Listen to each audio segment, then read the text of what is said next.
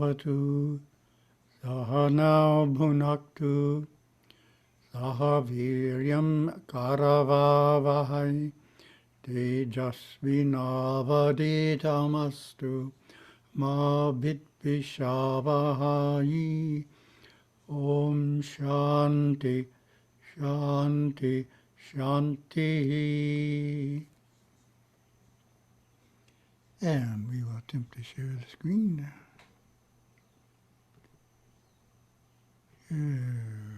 September 3rd in Asia. Happy September 3rd.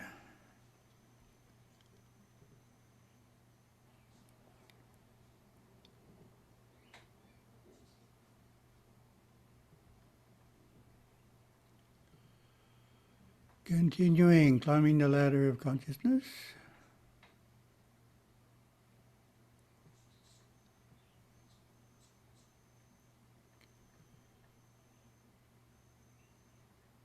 Part 3. 14 chakras, detailed descriptions. When awareness flows through any one or more of these regions, the various functions of consciousness operate, such as the function of memory, reason, and willpower. There are 6 chakras above the Muladhara chakra, which is located at the base of the spine. When awareness is flowing through these chakras, consciousness is in the higher chakras. There are 7 chakras below the Muladhara chakra, and when awareness is flowing through them, consciousness is in the lower nature. In this yuga, most people live in the consciousness of the 7 force centers below the Muladhara chakra. Their beliefs and attitudes strongly reflect the animal nature, the instinctive mind. We want to lift our own consciousness and that of others into the chakras above the Muladhara. This brings the mind out of the lower nature into the higher nature. We do this through personal sadhana, prayer, meditation, right thought, speech, and action, and love for Lord Shiva, who is all in all. Muladhara, the divine seed of Lord Ganesha, is the dividing point between the lower nature and the higher nature. It is the beginning of religion for everyone, entered when consciousness arrives out of the realms below Lord Ganesha's holy feet. Physical body has a connection to each of the 7 higher chakras through the plexus of nerves along the spinal cord and in the cranium. As the Kundalini force of awareness travels along the spine, it enters each of these chakras, energizing them and awakening in turn each function. In any one lifetime, man may be predominantly aware in 2 or 3 centers, thus setting the pattern for the way he thinks and lives. So that's important. We are aware predominantly in 2 or 3 centers. So choose one chakra and then one above and one below, and you'll sense what's possible for most people. It's predominantly, we can go lower and we can go higher, but it's the day-to-day functioning, we're functioning in 2 or 3 centers, which set the pattern for the way the person thinks and lives.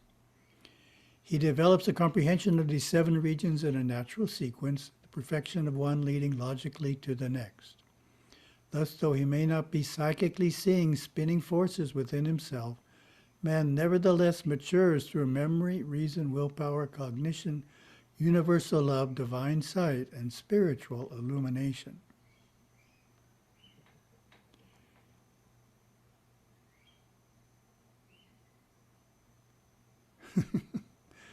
Okay, I just said what my comment says ahead of time.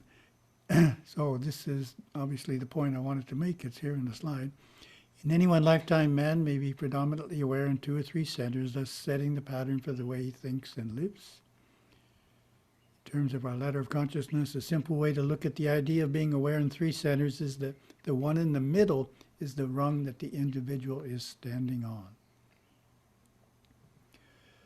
Okay, then we get Muladhara, the memory center located at the base of the spine and is physically associated with the sacral or pelvic nerve plexus. Mula means root, and Adhara means support, as we know.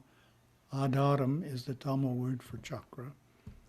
So Adara is a Sanskrit word for chakra without the M. So this is called the root chakra. Its color is red. It governs the realms of time and memory, creating a consciousness of time through the powers of memory. Whenever we go back in our memory patterns, we are using the forces of the Muladhara. This chakra is associated also with human qualities of individuality, egoism, physicality, materialism, and dominance. Man lives mostly in this chakra during the first 7 years of life, acquiring language skills, relationships, and cultural ways. This center has 4 petals or aspects, one of which governs memories of past lives. The other 3 contain the compiled memory patterns and interrelated karmas of this life. Very interesting. So memories of past lives are stored there. And of course, schooling starts out and all you do in school is memorize. And this is one of the reasons your only faculty when you're very young is memory. You don't have the faculty of reason yet. So that comes in after age 7. So we have to start by just memorizing. Gurudeva describes individuals living in the Muladhara chakra. You have seen many people living totally in the past. It's their only reality. They are always reminiscing. When I was a boy, we used to. Why, I remember when. It wasn't like this a few years ago. On and on they go, living a recollected personal history and usually unaware that they have a present to be enjoyed and a future to be created. On and on they go, giving their life force energies to the task of perpetuating the past. The Muladhara forces are not negative forces. Used and governed positively by the higher centers, the powers of time, memory, and sex are transmuted into the very fuel that propels awareness along the spinal climb and into the head. Similarly, the mature lotus blossom cannot in wisdom criticize the muddy roots far below, which after all sustain its very life. Very good. Don't criticize the roots. The center of man's reasoning faculties lies in the second, or hypogastric plexus below the navel. It is termed Swadhisthana, which in Sanskrit means one's own place. Its color is reddish-orange. Once the ability to remember has been established, the natural consequence is reason, and from reason evolves the intellect. Reason and intellect work through this chakra. We open naturally into this chakra between the ages of 7 and 13, where we want to know why the sky is blue and the whys of everything. If very little memory exists, very little intellect is present. In other words, reason is the manipulation of memorized information. That's really great statements. Reason is the manipulation of memorized information, nothing more. If you haven't memorized something, you can't reason about it. We categorize it, edit it, rearrange it, and store the results. That is the essence of the limited capacity of reason. Therefore, this center controls the Muladhara, and in fact, each progressively higher center controls all preceding centers. That is the law. In thinking, solving problems, analyzing people or situations, we are functioning in the domain of Swadhisthana. The center has 6 petals or aspects and therefore can express itself in 6 distinct ways. Gurudeva lists them: diplomacy, sensitivity, cleverness, doubt, anxiety, and procrastination. Interesting qualities. Gurudeva describes individuals living in the Swadhisthana. These aspects or persona would seem very real to people living predominantly in this chakra. They would research, explore, and wonder why. They would propose theories and then formulate reasonable explanations. They would form a rigid intellectual mind based on opinionated knowledge and accumulated memory, reinforced by habit patterns of the instinctive mind. So reason is good, but not when it's the dominant faculty. In other words, we want to have good reasoning, but we don't want to be dominated by reasoning. Otherwise, as Gurudeva said, it creates a rigid intellectual mind based on opinionated knowledge, accumulated memory. So we don't want a rigid intellectual mind. We want a fluid intellectual mind that's open to intuition. Within the third center, called the Manipura chakra, are the forces of willpower. Mani means gem and Pura means city. So Manipura signifies the jeweled city. Its color is yellow. It is represented in the central nervous system by the solar plexus, where all nerves in the body merge to form what has been termed man's second brain. This is significant, for depending on how the energy is flowing, the forces of will from this chakra add power either to worldly consciousness through the first two centers or to spiritual consciousness through the fourth and fifth centers. Young adults from 14 to 21 discover willpower, willfulness, and individuality as this chakra unfolds. In Hindu mysticism, this dual function of willpower is conveyed in its 10 petals or aspects. 5 which control and stabilize the odic or material forces of memory and reason, and 5 which control the actinic or spiritual forces of understanding and love.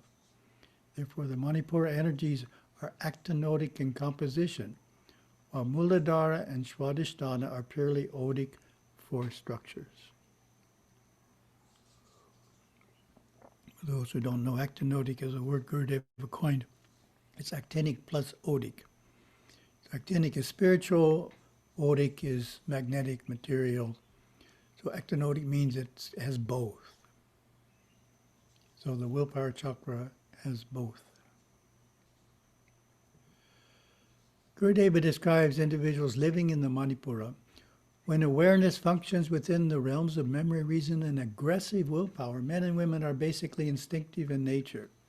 They are quick to react and retaliate, quick to have their feelings hurt, and quick to pursue the conquest of others, while fearing their own defeat. Success and failure are the motivating desires behind their need to express power and possess influence. Consequently, their life is seeded with suffering, with ups and downs. They look for a way out of suffering and yet enjoy suffering when it comes. They are physically very hardworking and generally not interested in developing the intellect unless it can help them achieve some material gain. In these states of consciousness, the ego rises to its greatest prominence. That's one of the problems. And emotional experiences are extremely intense. If, on the other hand, the willpower has been directed toward higher awakening, awareness is propelled into deeper dimensions. Gains and losses of material possessions and power no longer magnetize their awareness, and they are free to explore higher centers of their being. Inwardly directed, the willpower gives resolute strength to these aspirants, strength to discipline the outer nature and to practice sadhana. Now we get more interesting here, spiritual ones. With the spiritual will aroused, awareness flows quite naturally into the Anahata chakra, the heart center, governing the faculties of direct cognition or comprehension. Connected to the cardiac plexus, this chakra is often referred to as the lotus of the heart. Life for seekers in this chakra is different than for others.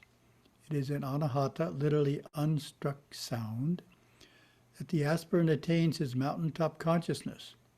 Instead of viewing life in its partial segments like seeing just the side of the mountain, he raises his consciousness to a pinnacle from which an objective and comprehensive cognition of the entirety is a natural conclusion. Man usually awakens into this region of cognition around age 21 to 26. Its 12 petals imply that the faculty of cognition can be expressed in 12 distinct ways or through as many masks or persona. Its color is a smoky green. People with the Anahata chakra awakened are generally well balanced, content, and self-contained. More often than not, their intellect is highly developed and their reasoning keen.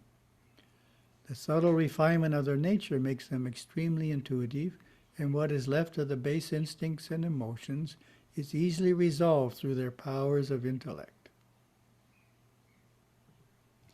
Gurudeva describes individuals living in the Anahata chakra, uninvolved in the seemingly fractured parts. He is able to look through it all and understand as though he were looking into a box and seeing the inside, the outside, the top and the bottom all at the same time. It looks transparent to him, and he is able to encompass the totality in one instantaneous flash of direct cognition.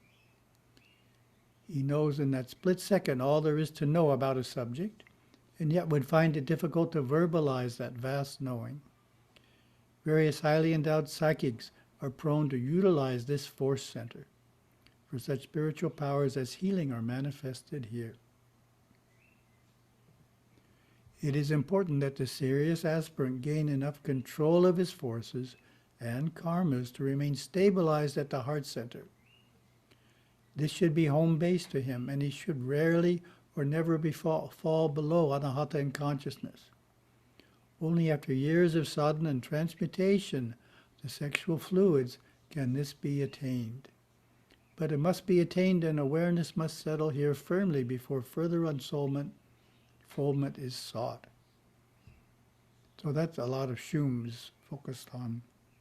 meditation is focused on our being in this fourth chakra. And you probably remember my talks, the idea is to get into the fourth chakra with your morning vigil, and then try and stay there as long as you can throughout the day. And certain things will pull you out. And the goal is to study what those things are. There aren't that many of them, and they're repetitive. You can study out what pulls you out and figure out alternate ways of responding that don't pull you out from anahata. That is a great practice. Universal or divine love is the faculty expressed by the next center, called the Vishuddha chakra. This center is associated with the pharyngeal, excuse my pronunciation, plexus in the throat.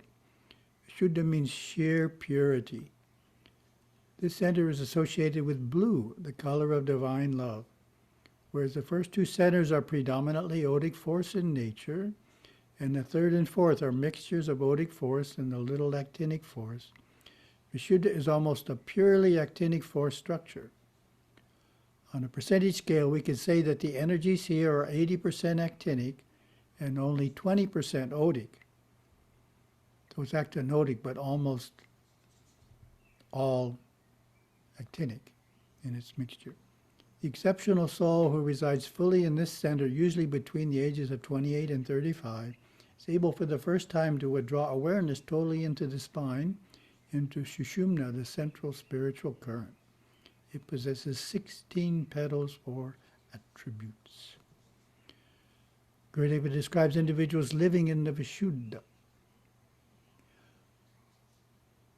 Whenever people feel filled with inexpressible love and devotion to all mankind, all creatures large and small, they are vibrating within Vishuddha. In this state, there is no consciousness of a physical body, no consciousness of being a person with emotions, no consciousness of thoughts. They are just being the light, or being fully aware of themselves as actinic force flowing through all form.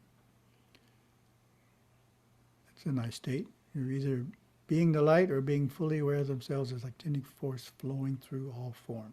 So if that ever happens to you, it tends to happen and not last very long. That's where you are, the Vishuddha chakra. They see light throughout the entirety of their body, even if standing in a darkened room. This light is produced in the Ajna chakra above through the friction occurring between the odic and actinic forces, and perceived through the divine sight of the third eye. The sense of I, of ego, is dissolved in the intensity of this inner light, and a great bliss permeates the nerve system as the truth of the oneness of the universe is fully and powerfully realized. The sixth force center is Ajna, or the third eye. Ajna chakra means command center, and grants direct experience of the divine, not through any knowledge passed on by others, which would be like the knowledge found in books. Magnetized to the cavernous plexus, and to the pineal gland and located between the brows. The Ajna chakra governs the superconscious faculties of divine sight within man. Its color is lavender. We open naturally into this chakra between ages 35 and 42. Of its two petals or facets, one is the ability to look down. It's very interesting. You can look down, all the way down to the seven talas or states of mind below the Muladhara, and the other is the ability to perceive the higher spiritual states of consciousness, all the way up to the seven chakras above the Sarasvara, which are not part of this series. Thus, Ajna looks into both worlds, the Odic astral world, or Antarloka, and the actinic spiritual world, or Shivaloka.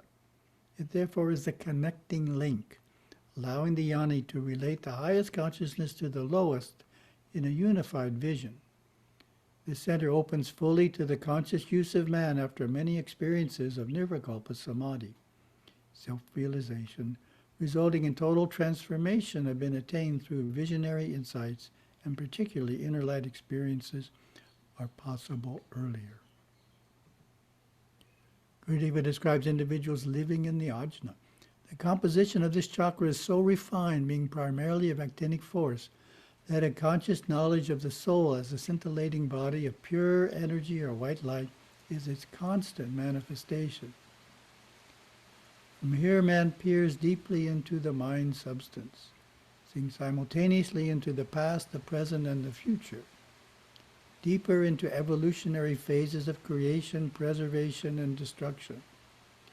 He is able to travel consciously in his inner body, to enter any region of the mind without barrier, and to reduce through his samyama, contemplation, all form to its constituent parts.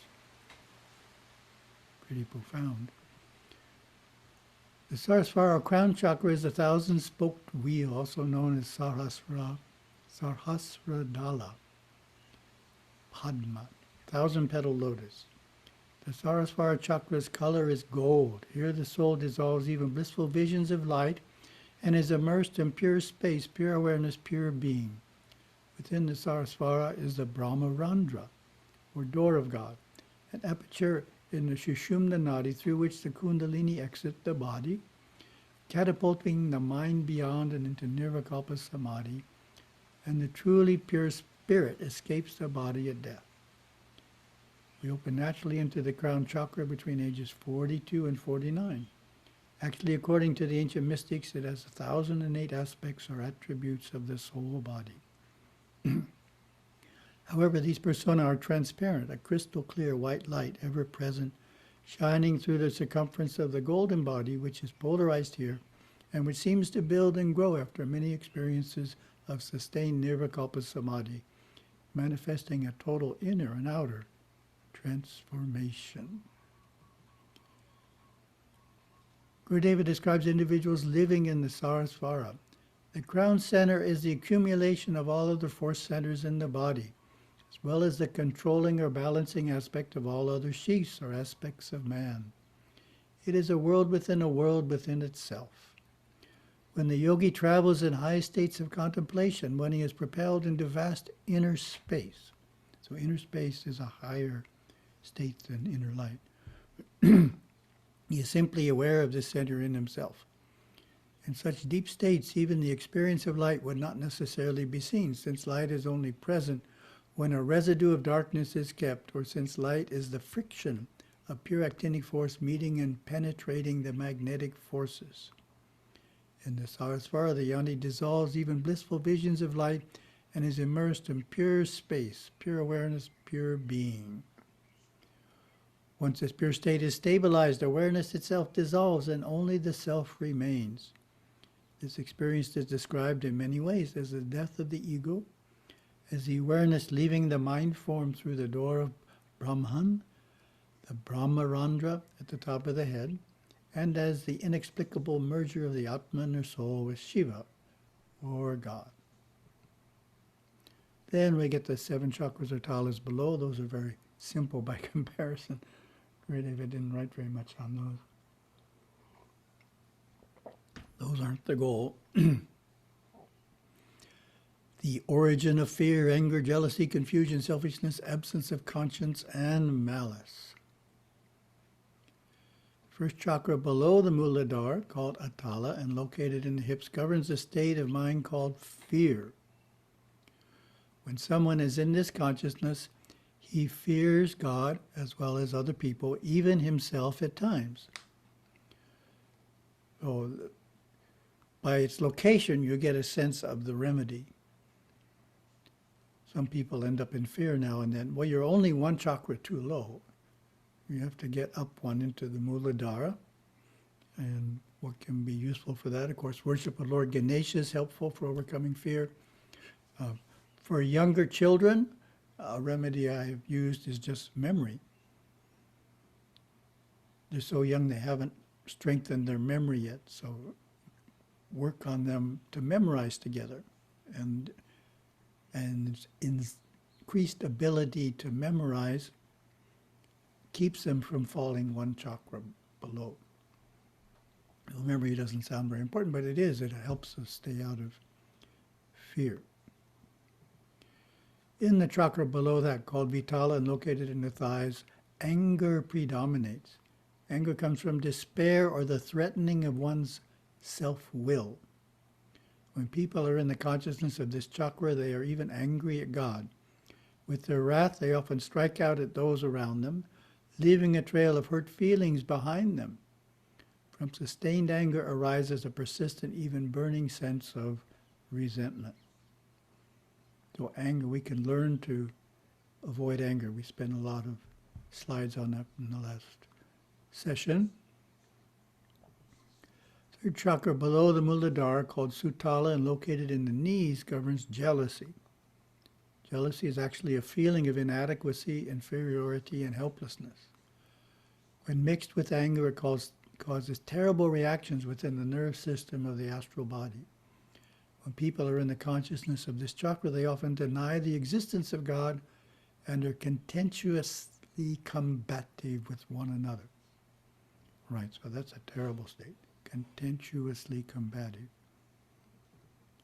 Fourth chakra below the Muladhara, called Tala, located in the calves, governs chronic mental confusion and unreasonable stubbornness. The state of consciousness is born of the sole motivation of self-preservation. Fifth chakra below the Muladhara, called Rasatala, located in the ankles, is the true home of the instinctive mind. When people are in the consciousness of this chakra, they see to the well-being of number one first, me, myself, and I. Memory, reason, willfulness, thoughts, feelings, and actions without conscience are all motivating factors here, governed by anger and fear. To this state of mind, jealousy, anger, and fear are experienced in intense, even higher states of consciousness. There are even philosophies that have been conceived based on the states of consciousness experienced in these five chakras below the Muladhara. One of these is existentialism. Many true atheists reside in the fifth chakra below the Muladhara, and it is in this chakra that a great part of the mass consciousness resides at this time in the Kali Yuga. Sixth chakra below the Muladhara, called Mahatala, located in the feet, is theft without conscience. Persons living here feel that the world owes them a living. They simply take what they justify to be theirs anyway. Seventh chakra below the Muladhara, called Patala, and located in the soles of the feet, governs revenge, murder for the sake of murder, malice expressed through the destruction of others' goods, properties, minds, emotions, and physical bodies. Hatred abides here. Malice reigns supreme. This is the consciousness of terrorists and those who support terrorists, with vigor and enjoy from afar their every killing and torturous act. Reason seldom influences those who live in this state of mind. From here at the bottom, there is no other way to go. The only way is up. Evolution takes its toll on bringing the consciousness of these wanton souls up and up into personal ego and some semblance of self-esteem, then up into the ability of being jealous, then up into conquest of their fears and memory of their past actions. Fearful that these horrific events might be repeated, then finally ascending into memory and reason, then into willpower and the Manipura chakra. Here they may become religious, repentant, resistant to ever wanting again to face the experiences they look back at constantly and cry about and their remorse. Yes, there is only one path. It goes up or it goes down. So those very lower ones are obviously criminal behavior, and we don't want to condemn criminals. We want to help them move up. That's the point. Everybody needs to be helped to move up in consciousness. Nobody should be criticized for where they are. Here in the Manipura chakra, which coordinates with the chakra of memory, they are ready to practice prayaschitta, penance, whatever it takes to extract the emotion from the memories, which are tangled together deep in the subconscious. This is a painful process, but evolution makes it necessary to be lived through. So that, of course, is our Vasanada Tantra. We're burning up the emotion. We're not trying to get rid of the memory. We're trying to get rid of the emotional content. Make it emotionally neutral. Once accomplished, and practically speaking, it is not easily or always accomplished, this changes for the better the course of the pranas that flow through the subconscious, the sub of the subconscious, and sub-superconscious mind for themselves, their family ancestors, and progeny several generations back and many generations into the future. Interesting, huh? It ties to family members.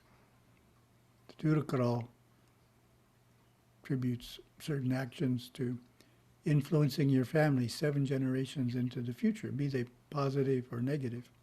So the positive ones help the family and the negative ones hinder the family.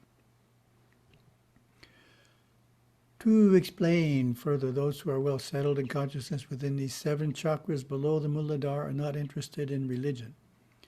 They are irreverent and deny the existence of God. It is here that superstitious fears often prevail. There are no rules. There is no conscience. The various interrelated states of consciousness found within these 7 chakras foster chaos, confusion, feelings of hopelessness, despair, all Adamic states of mind. These are the rates of vibration of the instinctive mind below the Muladhara, where Lord Ganesha sits in all his majesty. So I think we better stop there, even though I have a little more. That went for half an hour.